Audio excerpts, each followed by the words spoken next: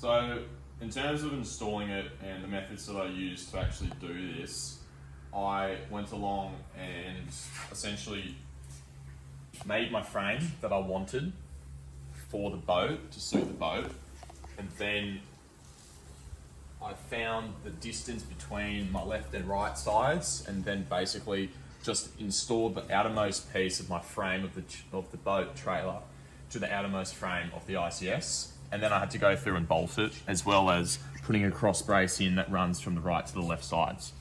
So this way it keeps the right and left sides in proportion to each other.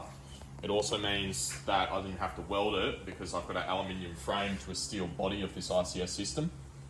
So it means that, yeah, going through bolting it means obviously I don't have to weld it, but in my opinion it's not as strong technically, and you can't really weld aluminium to steel. You can, but it's very difficult. So it's just a lot easier to go through and bolt it. I've used 6 bolts. There's 2 more that I still need to put in down there, and that should keep it from preventing to twisting like this, as well as got a cross piece there that actually keeps it strong. And my last piece is, there's a system that Couplemate give you, and essentially it's a whole bunch of guidelines on how you should be installing your ICS system.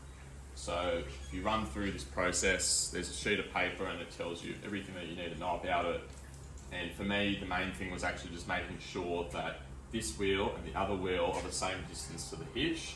And in that sheet of paper, it tells you like X should equal to X if these are straight, essentially. So I made sure of that. I also made sure in that sheet that I had this cross piece in. There's one other part that they tell you to put in, and that's putting a cross piece in the back side to run to the back. I have chosen not to do that because it'll raise up the boat another 50 mil higher. So instead I've run this inside piece to hopefully prevent it from twisting.